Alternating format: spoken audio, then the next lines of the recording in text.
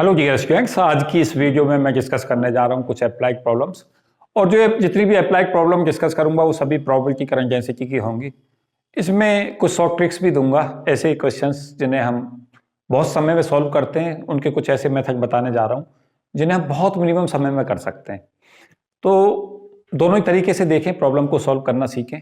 और सबसे पहले जो मैं क्वेश्चन ले रहा हूँ गेट के एग्जाम का आया हो क्वेश्चन है, और लगातार इस पर क्वेश्चंस आते रहते हैं। उसी पर मैं फिर कुछ नए नए क्वेश्चन क्रिएट करता हूँ, देखता हूँ कैसे आप सॉल्व करोगे। जैसे एक बार क्वेश्चंस दिया कि एक प्लेन प्रोग्रेसिव वेव दी और उसका वेव फंक्शन दिया। प्रॉब्लम नंबर 1 ले रहा हूँ। साई दिया हमारा a e की पावर i के x। a है रियल, इमेजिनरी, कुछ भी हो सकता है। कि यहाँ वेव वेक्टर है, x पोजिशन है, ये हमें दे रखा था। एक कंसेप्ट में और भी बताना चाहूंगा यहाँ कि जब हम साई एक्स हमें दे रखा है, साई फंक्शन किसका बच्चों, यहाँ एक्स का, और अगर इसको साई एक्स टी बनाना हो तो वो मैं बहुत बार बताता हूं तुम्हें, इसको कभी मत भूलो। ई की पावर आई के एक्स, ई की पावर आई ओमेगा टी। उसके बाद क्या करो, इसे दोनों को एक साथ ले लो, ई की पावर आई और के एक्स माइनस ओमेगा टी लिख दो। लिख दिया। ये इसका फेज कहलाता है। के एक्स माइनस ओमेगा टी को क्या कर दो, कांस्टेंट कर दो फेज को। क्यों? जैसे जैसे हमारा एक्स बढ़ेगा ऐसे ऐसे ही टाइम बढ़ेगा। के और ओमेगा फिक्स रहेंगे। के होता है वेव वेक्टर, वेव वेक्टर की वैल्यू होती है 2 पाई बाई लैम्डा, और के होता है हमारा ओमेगा अपॉन वी।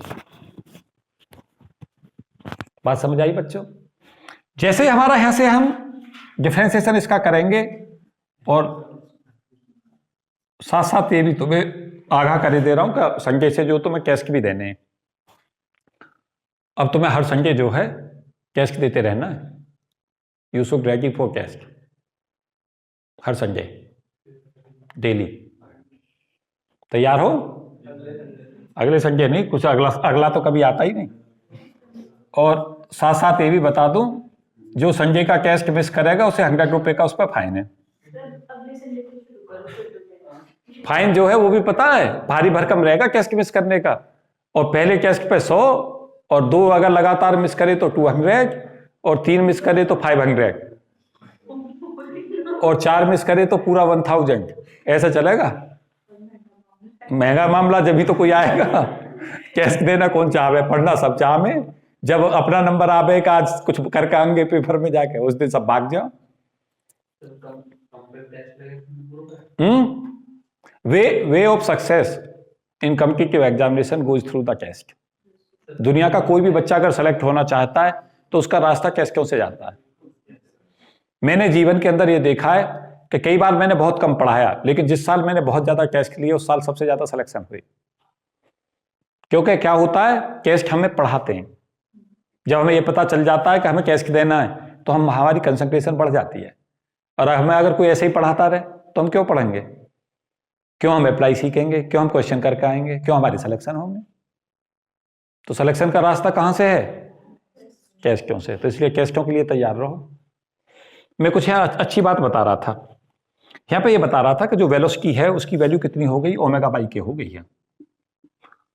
ओमेगा भी पॉजिटिव है, के भी पॉजिटिव है, क्योंकि कभी नेगेटिव नहीं होते, ना ओमेगा नेगेटिव होता है ना के होता है।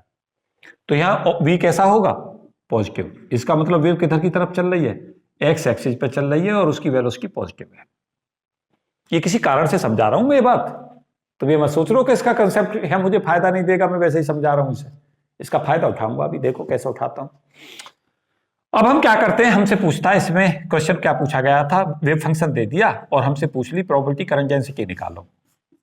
क्या आया था फॉर्मूला? अब ये मत कहना सर कहां से आया। इससे पहले इतनी जो मेहनत की थी उस फॉर्मूले को ड्राइव करने के लिए, इसलिए तो की थी कि बच्चा ये ना कह दे मुझे नहीं पता सर ये कहां से आया।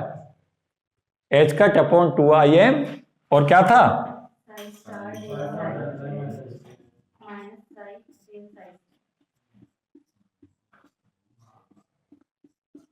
फिर इस फॉर्मूले को एबीसीडी की तरह पढ़ना। एबीसीडी का मतलब समझते हो? जैसा आप एबीसीडी नहीं भूलते, ऐसे प्रोबेबिलिटी करंट डेंसिटी का जब तक जिंदे रहो दुनिया में, तुम्हारा वेव फंक्शन चले, तब तक नहीं भूलना, बात को समझो। वजह, ध्यान दो, तुम चलोगे, तुम रहोगे तो तुम्हारा वेव फंक्शन चलेगा, तुम्हारी प्रोबेबिलिटी करंट डेंसिटी चलेगी। इसलिए जरूरी है ऐसे याद रखना भी, ऐसे याद रखना।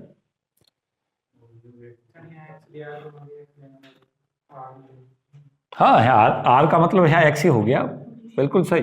वाई होता तो यहाँ वाई ले लेते, जेड होता तो जेड ले लेते, और अगर तीनों में चले तो तीनों में अलग अलग निकाल लो, सबको ऐड कर दो, स्केलर पैरामीटर है। टेंशन मत लेना। उसने क्या किया, पार्टिकल को एक्स में भी चला दिया, वाई में भी चला दिया, जेड में भी चला दिया। तुमसे कहा एस निकालो, तुम्हें एक का ही पता है, तो ऐसा मत करना, पहले एक का निकाल लो एक दिशा में, फिर दूसरी में निकाल लो, फिर तीसरी में निकाल लो, और तीनों को क्या कर दो, ऐड। स्केलर पैरामीटर है प्रोबेबिलिटी करंट डेंसिटी। कभी नाम सोचो करंट डेंसिटी लग गई, करंट भी याद रखना, करंट भी स्केलर है, क्योंकि parallelogram law of vector addition का पालन नहीं करती करंट, इसलिए क्या होती है, स्केलर। कभी टीचर पढ़ाते हैं ना डायरेक्शन पर जो निर्भर करता हो, करंट इवन डायरेक्शन पर निर्भर करती है, लेकिन फिर भी कैसी है, स्केलर क्वांटिटी, क्योंकि parallelogram law of vector addition का पालन नहीं करती। It's okay. देखो अब ध्यान करो, तो यहां से हमें क्या होगा, इस एक्सप्रेशन से हम क्या कर लें, ऊपर हमें साई दे ही रखा है, del psi over del x निकाल लें। कितना होगा, आई के, बच्चों यही आएगा कुछ और डेल साई का कॉम्प्लेक्स कॉन्जुगेट जो ये निकाल रखा है, उसमें आई को माइनस आई से रिप्लेस कर दें। कितना आसान पड़ता है देखो।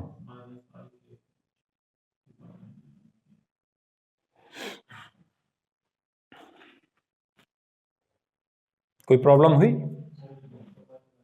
हाँ बिल्कुल सही, यहाँ माइनस कर दो, आई की जगह माइनस आई लगा दो, बिल्कुल सही। इन दोनों को यहाँ पुट कर दो, बताओ भाई क्या आया,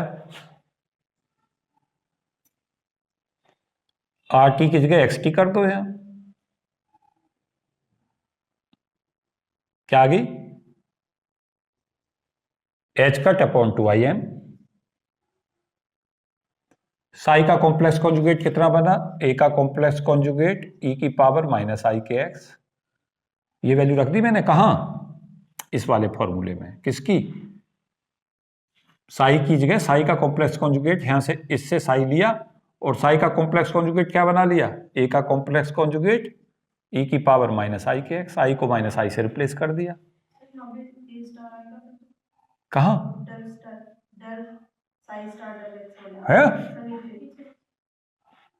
इसमें, अच्छा हाँ, यहाँ पे ए का स्टार बिल्कुल आएगा एग्जैक्टली। ए का कॉम्प्लेक्स कॉन्जुगेट ई की पावर माइनस आई के एक्स, और del psi over del x की वैल्यू कहां पे लिखी है, ये लिखी हुई, आई के ए ई की पावर आई के एक्स, और माइनस लो है, साई की वैल्यू फिर से उठकर लिखो यहाँ, ए ई की पावर आई के एक्स, और del psi del upon a complex conjugate की वैल्यू यहाँ लिखी हुई है, कितनी है वैल्यू, माइनस आई के ए का कॉम्प्लेक्स कॉन्जुगेट ई की पावर माइनस आई के एक्स, ये आ गया। देखो बच्चों क्या बना, एच कट अपॉन 2im, देखो क्या आया, आई के 2i के ए कॉम्प्लेक्स कॉन्जुगेट, देखना यही बन रहा है। 2i से किसको कैंसिल आउट कर दो, 2i को, क्या बन गया बच्चों, एच कट के upon M mod A square, ये आंसर है इसका। आया हो क्वेश्चन है, ईयर आप खुद देखना कौन से ईयर में आया है, जितने भी आए हुए मैं सारे बता दूंगा क्या क्या आ चुके हैं इस पे।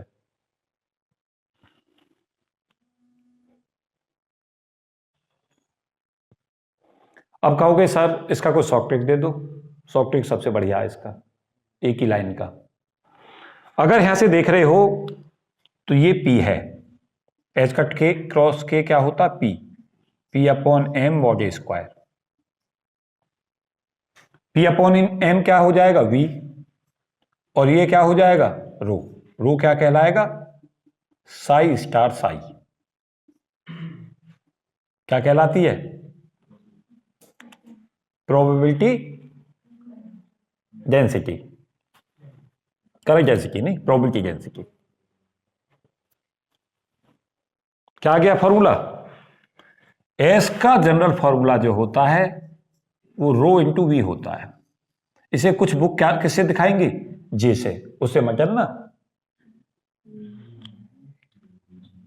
डरोगे या उससे? उससे कोई फर्क नहीं पड़ेगा। उसे कुछ जे से दिखा देगी, कुछ एस से दिखा देगी, उससे क्या फर्क पड़ रहा है? Rho into we. अब आप कहोगे सर जे बराबर रो वी लगाओगे तो यहां से सीधा आंसर इसे लाके दिखा दो मुझे, तो मैं कहूंगा बहुत आसान है। रो लूंगा तो रो की जगह पे क्या करूंगा? रो की जगह पे लिखूंगा साई स्टार साई, ये पूरा क्या बन गया? ये रो हो गया ये। और वी कितना? P upon M. पी कितना बन जाएगा? साई स्टार साई देखना है, इनकी मल्टीप्लाई करते ये मोटे स्क्वायर नहीं बन गया क्या? और पी हमारा हो गया एच कट के अपॉन एम। आ गया ये आंसर।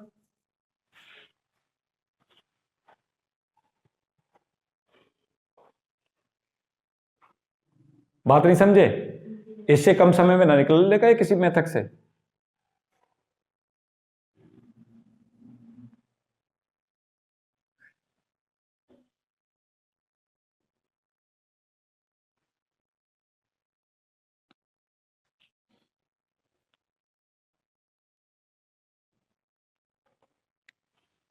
यहां तक पहुंचे?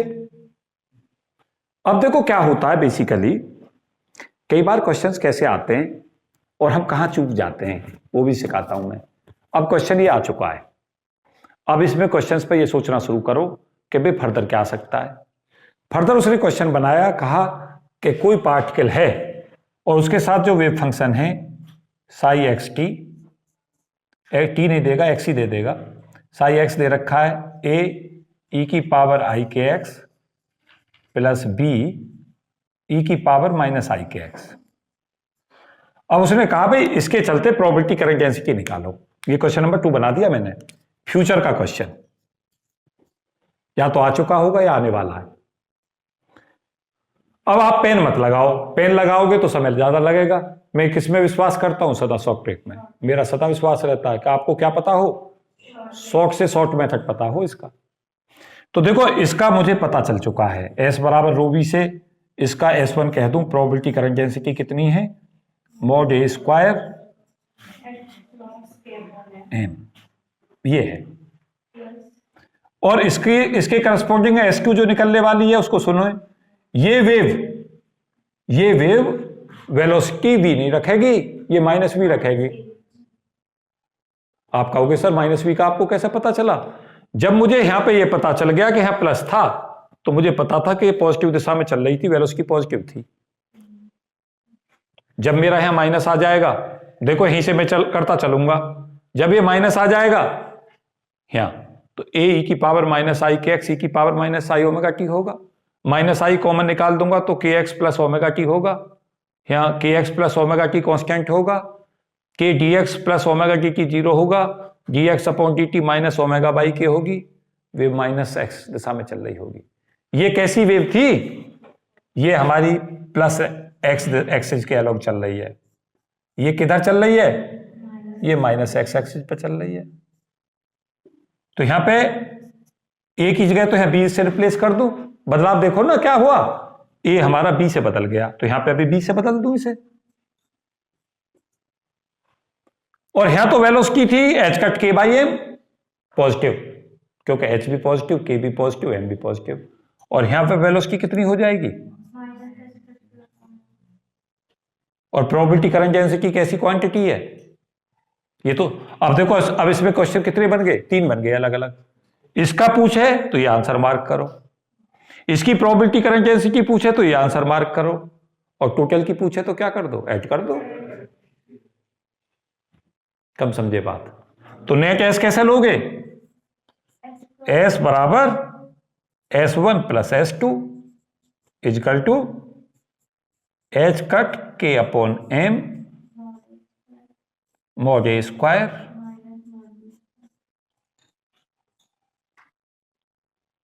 ये आ गया आंसर। ये भी आ चुका है, ये आ चुका होगा और नहीं आया तो आने वाला है।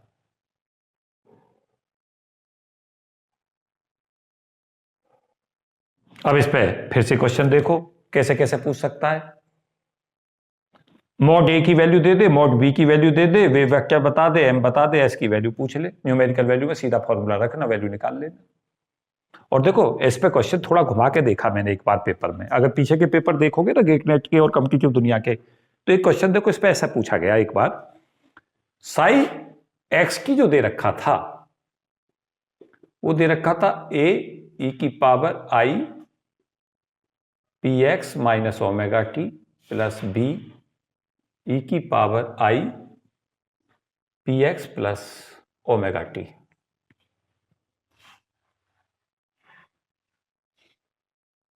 इस फॉर्म में दे रखा था।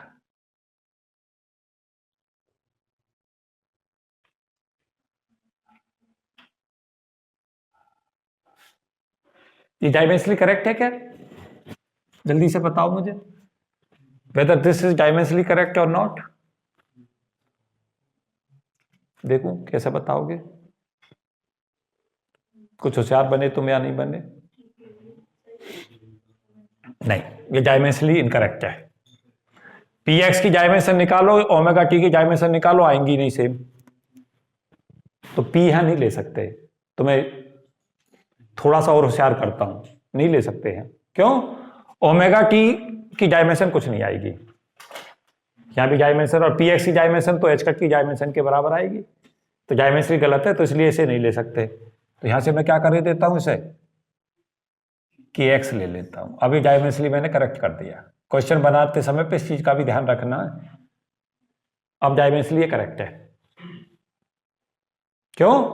के एक्स डायमेंशन लेस आएगा। कैसे पता चला? कि होता है 2 पाई बाई लैम्डा और एक्स की डायमेंशन भी लैम्डा की डायमेंशन में होगी, तो फेज आ गया। यहां omega 2 pi upon capital T होता है, स्मॉल टी होता है, यहां से भी फेज आ गया। नहीं पहुंचे? क्वेश्चन को जब बनाते हैं तो तुम्हें ये सिखा रहा हूं कि गलती करते हैं तो उसे कैसे रिमूव करते हैं। तो यहां जब हम इस क्वेश्चन को करने चले तो आपको ये लग रहा होगा कि क्वेश्चन कुछ अलग है। ये क्वेश्चन बिल्कुल अलग नहीं है, ये यही क्वेश्चन है। ध्यान दो, ई की power minus I omega T तो साई एक्स टी बनाने में खर्च हो गया। साई एक्स तो ए ई की पावर आई के एक्स ही होगा। यहां ई की पावर आई ओमेगा टी। अब देखो इसमें भी ध्यान दो, यहां जो तुम्हारा एक्सप्रेशन है इसमें हमें यहां तो माइनस लगा देना चाहिए, यहां माइनस ले लेना चाहिए अगर हमें यही क्वेश्चन सेट करना है। तो मैं नहीं पता चला क्यों? कोई बता देगा? ई की power minus I omega T cover हो गया। अब क्योंकि टर्म्स में एक बात याद रखना, अगर ई की power minus I omega T नहीं बन रहा तो तुम्हारा वेव फंक्शन रॉन्ग है। दो कंसेप्ट सिखा दिए तुम्हें। क्या लिया मैंने? पहले बताया कि पी एक्स नहीं ले सकते ओमेगा टी के साथ, एक कंसेप्ट ये सिखाया, ले नहीं सकते, गलत है वो। दूसरा क्या सिखा रहा हूं? के एक्स ले सकते हो ओमेगा टी के साथ। क्यों? के एक्स की डायमेंशन और ओमेगा टी की डायमेंशन सेम होगी। दूसरा क्या कंसेप्ट सिखा रहा हूं कि जब भी आप साई एक्स टी और साई एक्स में रिजल्ट चाहेंगे तो साई एक्स टी की वैल्यू सदा साई एक्स ई की power minus I omega T होगी और कोई उसका एक्सेप्शन नहीं होगा। यहां जैसे मैं क्या करता हूं, मैं गलत लिख दूं तो मुझे हर समय यह पता होता है इसे मैं सही कैसे बनाऊं, और लिखता क्यों हूं? क्योंकि तुम भी सीखो इस बात को, नहीं तो तुम्हारे लिए क्या होगा, तुम कैसे सीखोगे। अब देखो यहां ई की power minus I omega T बना और यहां भी ई की power minus I omega T बना, तो हमारे पास एक्सप्रेशन क्या रहता है? साई एक्स टी का एक्सप्रेशन होता है psi X T equal to psi X और ई की power minus I omega T. अब देखो साई एक्स यहां से हमें ए ई की पावर आई के एक्स मिल गया, जो कहां पे था, यहां ये रहा, और बी ई की पावर माइनस आई के एक्स ये मिल गया। तो हम इस क्वेश्चन को यहां बना लाए। अब सॉल्यूशन इसका यही हो गया और क्वेश्चन आ चुका है। अगर आप गेट के पेपर उठा कर देखोगे तो इस पे क्वेश्चन पूछा गया है, और देखो कैसे पूछा गया है वो भी मैं तुम्हें बता दूं। के की वैल्यू उस क्वेश्चन के अंदर पी अपॉन एच कट दे रखी है। आप भी आंसर में क्या कर देना, जो आपका आंसर बन रहा था यहां पे के की जगह पे पी अपॉन एच कट कर देना, पी बराबर एच कट के होता है, आंसर हो जाएगा सॉल्व। क्या सिखा रहा हूं, अगर हम किसी पर्टिकुलर केस के अंदर डायमेंशनली फॉर्मूला गलत कर लेते हैं तो उसे कैसे सही करें, एक क्वेश्चन के ऊपर क्वेश्चन कैसे क्रिएट करें, क्वेश्चन क्रिएट करने के साथ साथ में प्रॉब्लम क्या आ चुकी है उन्हें कैसे हैंडल करें, मैं साथ साथ तो मैं ये भी बताऊंगा, जो बहुत ही महत्वपूर्ण बात बतानी है मुझे उसे सुने और बहुत ध्यान से सुने। क्या बतानी है कि जब भी हम सॉल्यूशंस को लेकर चलेंगे, अगर हमारे पास में दो वेव हैं तो प्रोबेबिलिटी करंट डेंसिटी में भी सुपरपोजिशन एक्सप्रेशन दिखना चाहिए।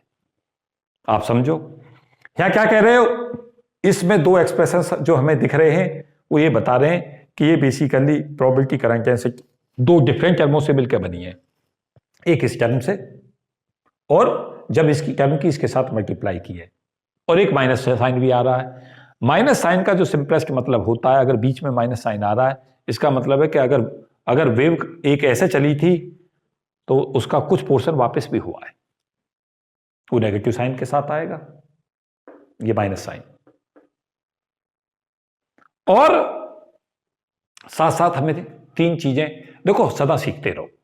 क्या सीखते रहो, जैसे कोई वेव चलती है तो उसकी जो वेवलेंथ है अगर उसी माध्यम में है तो लैम्ब्डा सदा सेम रहता है। अभी पता है इस क्वेश्चन को हम पोटेंशियल स्टेप पे बढ़ाएंगे आगे, पोटेंशियल स्टेप प्रॉब्लम जो हमारा नेक्स्ट टारगेट रहेगा। हालांकि मैं सोच कर आया था कि थोड़ा सा बढ़ा दूंगा उस पर, लेकिन समय मुझे अलाउ नहीं करेगा। के जो है यहाँ हमारा वो वेव वेक्टर है यहाँ, और ये अगर यहाँ पे टर्म्स माइनस के साथ आई है, एक टर्म पॉजिटिव है एक नेगेटिव है, इसका मतलब है कि जो भी प्रोपोगेशन हो रहा है एक अगर पॉजिटिव एक्स एक्सिस में चल रही है तो दूसरी माइनस में चल रही है। एक कंसेप्ट तो ये सीखना है। दूसरा ये सीखना है कि इसी क्वेश्चन को हम तीन पार्ट्स में अलग अलग सेपरेट कर सकते हैं। एक, जब हम इंसिडेंट सपोज किया इस पॉजिटिव एक्स एक्सिस में वेव आई, ये इसकी प्रोबेबिलिटी डेंसिटी पूछता है तो इतना आंसर मार्क करते हैं प्रोबेबिलिटी करंट डेंसिटी। अगर वो इसके करस्पॉन्डिंग पूछता है तो ये सेकंड वाली टर्म ले लें, और पूरे के ओवरऑल पूछता है तो इस पूरी को लें। बात को समझे नहीं समझे?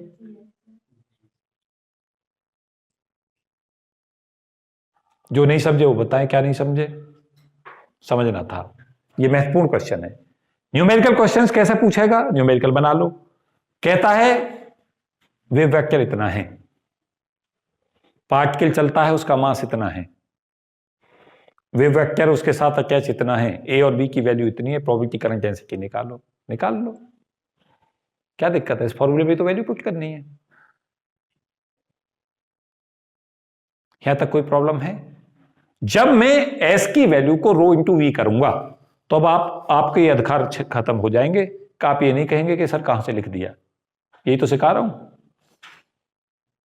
और रो को मैं लिखूंगा साई स्टार साई, और वी की जगह पे पी अपॉन एम लिख सकता हूं, पी की जगह एच कट के लिख सकता हूं। जो लोग ये नहीं समझ पा रहे हैं कि पी की वैल्यू को मैं एच कट के क्यों लिख रहा हूं, तो वो सदा याद रखें, ये कुछ भी नहीं था बल्कि क्या एक्सप्रेशन था, पी की वैल्यू को हमने लिया, एच क्रॉस को लिखा एच अपॉन 2 पाई, के को हमने लिखा 2 पाई बाई लैम्डा, और 2 पाई से 2 पाई कैंसिल आउट हुआ, लैम्डा बराबर एच अपॉन पी था। सारी कहानी इसी से तो शुरू हुई थी, किससे? De Broglie wavelength concept. तो ये फ्यूचर के क्वेश्चंस हैं जहां हम उम्मीद कर रहे हैं कि यहां से क्वेश्चन मिलेगा। हमारे पास जो इसमें हम फिजिक्स डेवलप कर रहे हैं पोटेंशियल स्टेप में, वही सारी फिजिक्स डेवलप होगी। पोटेंशियल स्टेप प्रॉब्लम में जो भी हम यहाँ पे चीजें पढ़ रहे हैं वो सारी की सारी पोटेंशियल स्टेप में वही प्रॉब्लम हम आगे डिस्कस करेंगे। दो क्वेश्चंस जो इस पर बेहतरीन आ चुके हैं उन्हें मैं डिस्कस कर रहा था। ये क्वेश्चंस आ चुका है, ये इस पैटर्न पे क्वेश्चंस आ चुका है। देखो ऐसे पूछ लेता कई बार, इसी क्वेश्चन को पता कैसे करेगा कि एक ही जगह पे तो पुट करा लेगा आपसे पी अपॉन एच कट, और ओमेगा की जगह पे आपसे पुट करा लेगा ई अपॉन एच कट। अब यहाँ पे के की जगह पे आप क्या कर दोगे, पी अपॉन एच कट रख दोगे, ओमेगा की जगह पे ई अपॉन एच कट, तो यहाँ तो आ जाएगा आई अपॉन एच कट, और के को किससे रिप्लेस कर दूंगा यहाँ, पी से। पी से, यहाँ ई आ जाएगा पी एक्स, और यहाँ P X plus E T, ये हमारे एक्सप्रेशंस बन जाएंगे। सॉल्यूशन इसका भी यही बनेगा सब। अब आंसर जो मार्क करोगे, ध्यान दो, आंसर मार्क में फर्क आ जाएगा। क्या? यहां तो आंसर के में चल रहा था, अब आंसर इसका पी में मार्क होगा, अपने आप ऑटोमेटिकली मार्क हो जाएगा। यहां पे आंसर जो अब आएगा इसका, वो P upon M mod A square minus mod B square आ जाएगा, क्योंकि एच कट के क्या है? पी है। सीखे बात? नहीं सीखे? पूछो क्रॉस में क्या पूछना चाहते हो।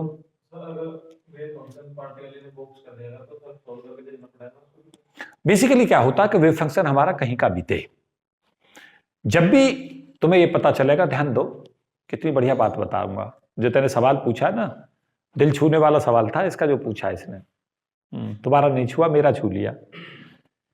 बेसिकली क्या होता है कि जो हमारा, जब भी वेव फंक्शन रियल होता है, वेव फंक्शन कैसा होता है? रियल। जैसे हमने क्या किया, साइन वाला वेव फंक्शन होता है, वहां साइन होता है या कोसाइन होता है। जब आप उस केस के अंदर जाओगे तो ये टर्म्स आपस में कहीं ना कहीं बराबर नजर आएंगी, क्योंकि साइन का कॉम्प्लेक्स कॉन्जुगेट भी क्या होगा? क्या होगा साइन का कॉम्प्लेक्स कॉन्जुगेट?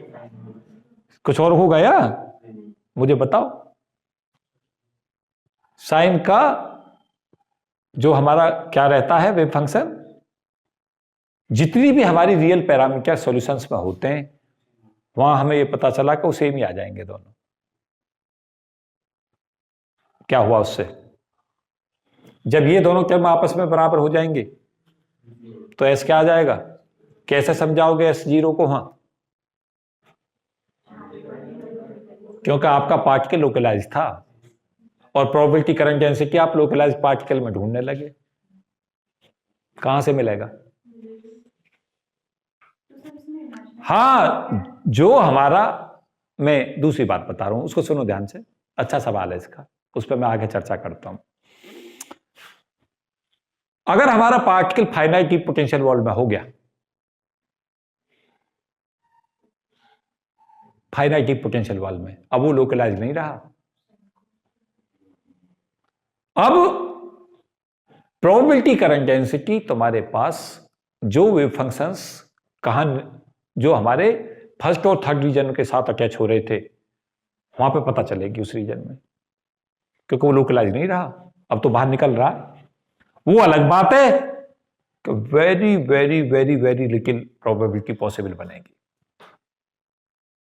बहुत रेयर, बहुत माइनर। मैक्सिमम कहां रहेगा? क्योंकि वहां हमने कंसीडरेशन क्या ले रखा है? वी नॉट की वैल्यू को बहुत ज्यादा ले रखा है ई के मुकाबले। तो हमारे पास क्या होता है कि जब पार्टिकल लोकलाइज्ड हो जाता है और पार्टिकल उस लोकलाइज्ड के बाहर नहीं निकलता, तो वहां पे हम क्या ले रहे होते हैं? वहां प्रोबेबिलिटी करंट डेंसिटी कंसेप्ट जब बेटर हमें समझ आता है जब पार्टिकल फ्री हो।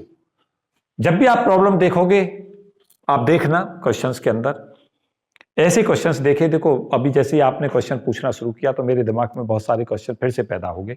एक एस्पेक्ट इसका फिर से मेरे माइंड में आया कि हमारे पास में देखो प्लेन प्रोग्रेसिव वेव होती है, तो प्लेन प्रोग्रेसिव वेव के अंदर प्रॉब्लम नंबर 3 देखें, इस फॉर्म में क्वेश्चन पूछे गए हैं कि साई दे रखा है ए ई की पावर आई के आर अपॉन आर, और साई दे रखा है ए ई की पावर माइनस आई के आर अपॉन रूट आर।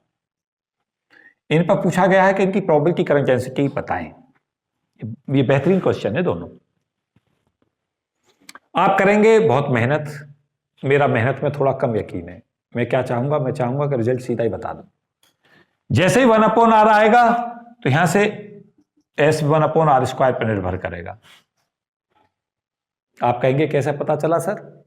क्यों? साई स्टार और del psi over del R चलता है तुम्हारे रिजल्ट में, साई तो क्या हो आएगा? यहां पावर में पावर जो है 2 आएंगी, करके देखना।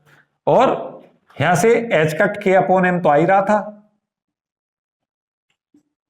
और मॉड ए स्क्वायर, ये आंसर है इसका, इस वाले का। और इसका हमसे पूछा जाए तो इसका आंसर है s बराबर 1/r एच क्रॉस के अपॉन एम बॉडी स्क्वायर। ये तो रहता है हमारा किस वेव फ्रंट के लिए, पहला केस रहता है स्पेरिकल केस में, जब वेव स्पेरिकल होती है, और दूसरा केस कौन सा होता है, सिलेंड्रिकल। यहां एक चीज हमें पता चलेगी कि वेव फंक्शंस हमारे जो होते हैं वो मैक्सिमम केसों के अंदर इस फॉर्म में होते हैं, स्पेरिकल वेव फ्रंट फॉर्म में। अगर मैं यहीं से पूरी EMT को चाहूं बताना और EMT के रेडिएशन कंसेप्ट को पढ़ाना चाहूं तो मैं यहीं से चालू करूंगा, उसे भी साई की जगह E हो जाएगा, A की जगह E0 हो जाएगा, और K डॉट आ आएगा, और E की पावर -i ओमेगा t आ जाएगा। क्या बनाने के लिए, टाइम फैक्टर लाने को, और वहां से पूरी EMT की स्पेरिकल वेव फॉर्मेशन समझ आ जाएगा। अगर तुम्हें पता हो, नहीं पता हो तो तुम्हें बता दूं, फिजिकल इंटरप्रिटेशन जब हमने वेव फंक्शन का लिया था तो EMT का सहारा लिया था, और वहां पे ये बताया था कि क्वांटम मैकेनिक्स में जो स्थान वेव फंक्शन लेता है EMT में इलेक्ट्रिक फील्ड लेता है उस स्थान को। उसी तरीका से कान के लिए हमारे लिए प्रेशर इंपॉर्टेंट होता है, प्रेशर का सुपरपोजिशन कान हमें बता रहा होता है कि हमारे जो प्रेशर, जब हम बोलते हैं प्रेशर जनरेट होता है, जो हमारे वेव बनती है साउंड वेव, उनका सुपरपोजिशन हमारे ब्रेन पर पहुंचता है। प्रेशर जब हम तेजी से बोलते हैं तो प्रेशर ज्यादा पहुंचता है ईयरड्रम पे, हमें जोर से आवाज सुनाई देती है, तो हम प्रेशर का कंसेप्ट होता है। जब टाइड्स चलते हैं तो उनके लिए हाइट इंपॉर्टेंट हो जाती है, जब सुनामी चलती है तो उनके लिए हाइट इंपॉर्टेंट हो जाती है, उनका हाइट पैरामीटर होता है। वहां पे gravitational potential energy kinetic energy में बदलती है। जब हम बोल रहे होते हैं प्रेशर हमारे लिए इंपॉर्टेंट हो जाता है, जब पार्टिकल चलता है उसके साथ वेव फंक्शन इंपॉर्टेंट हो जाता है, जब EM वेव चलती है तो उसके साथ इलेक्ट्रिक फील्ड इंपॉर्टेंट हो जाता है। हर किसी ना किसी के साथ में कोई ना कोई पैरामीटर अटैच है जो जिसके साथ उसकी मेन प्रॉपर्टी अटैच है। यहाँ मैं साथ साथ ये भी बताना चाहूंगा कि लोकलाइज पार्टिकल्स के अंदर प्रोबेबिलिटी करंट डेंसिटी ना ढूंढें। अगर आप इसमें ढूंढने का प्रयास कर रहे हैं तो हर बार आपको पता चल रहा होगा पार्टिकल को फ्री छोड़ो। जब तक आप पार्टिकल को फ्री नहीं छोड़ते तब तक प्रोबेबिलिटी करंट डेंसिटी ढूंढना अपने आप में एक ऐसा कंसेप्ट है जो आप सही नहीं लगा रहे हैं। क्यों?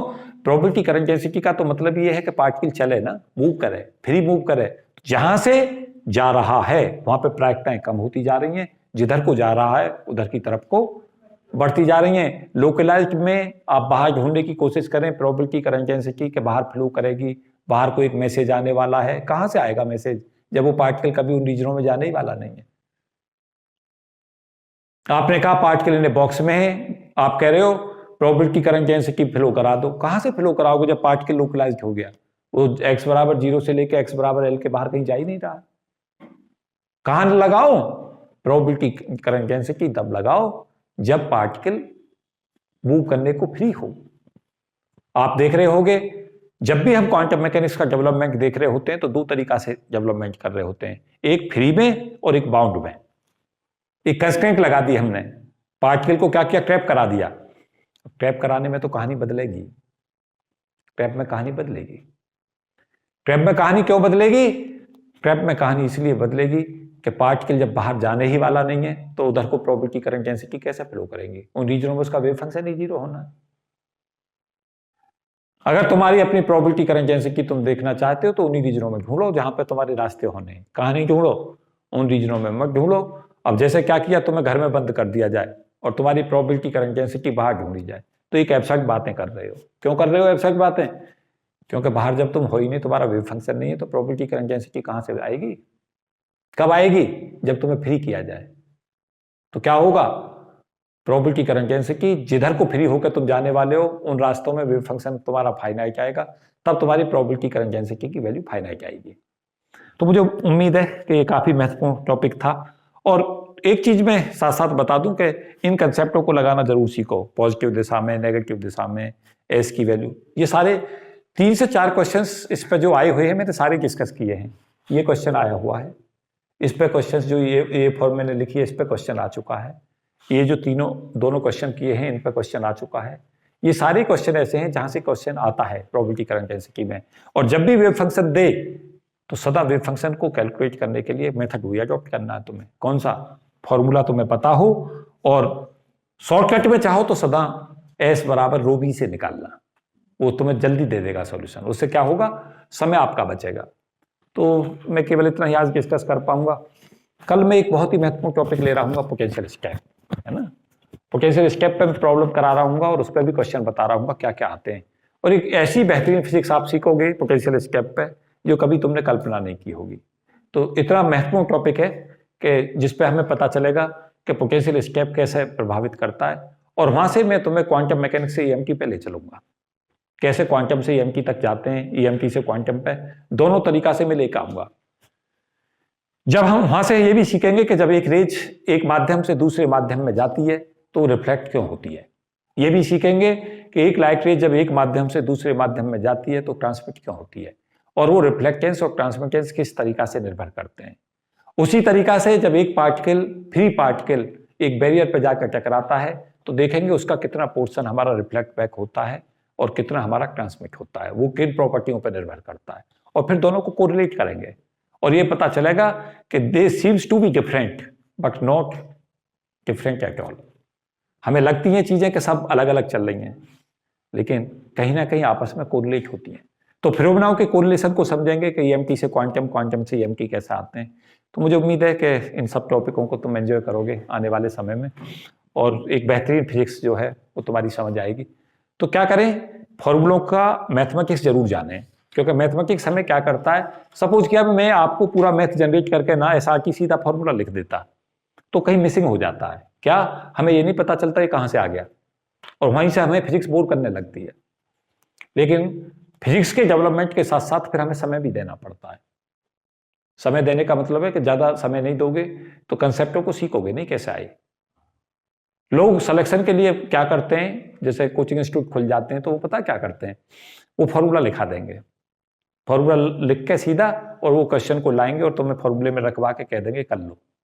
उसमें क्या होता है, उसमें नुकसान होता है। क्या होता है? क्योंकि आपको कंसेप्ट नहीं पता होते कैसे जनरेट हुई, और जरूरत किस चीज की है, जरूरत एक कहां से आई चीज। अगर हम वहां तक पहुंच जाते हैं कहां से आई, फिर हमारे लिए चीजें आसान हो जाती हैं। लेकिन सपोर्ट क्या चाहिए मुझे, कि मैं ये तो तुम्हें सिखा दूंगा कैसे चीजें डेवलप हुई, लेकिन जरूरत इस चीज की कि प्रैक्टिस क्वेश्चनों की वही सिलेक्शन कराएगी। क्यों? क्वेश्चन तो अगर तुम मुझसे पूछो क्या आए हैं यहां से, तो 4 ही क्वेश्चन आए हैं अभी तक, ये चारों के चारों मैंने बता दिए। लेकिन अगर तुम मुझसे पूछोगे फॉर्मूला कहां से आया है, तो अगर मैं उसका मैथ डेवलप करके ना दूंगा तो तुम्हें कभी ना पता चलेगा ये कहां से आया है, ना तुम इसकी फिजिक्स सीखोगे। तो दोनों चीजें चाहिए। क्या? कि फिजिक्स का डेवलपमेंट पता हो, वो हमें फिजिक्स में बोर नहीं करता, इंटरेस्ट बनाता है। और अप्लाइड हमें इसलिए हो क्योंकि क्वेश्चन अप्लाई जाना है। तो इस वीडियो में इतना ही, आगे देखते रहिए कंटेंट, और कल पोटेंशियल स्टेप पे मैं लेक्चर दूंगा। तो मुझे उम्मीद है कि आप जो उस लेक्चर के लिए मेंटली तैयार होकर आओगे, एक बार पढ़ के भी आए चीजें तो और बढ़िया लगता है। तो thank you and best wishes for all of you. जय हिंद।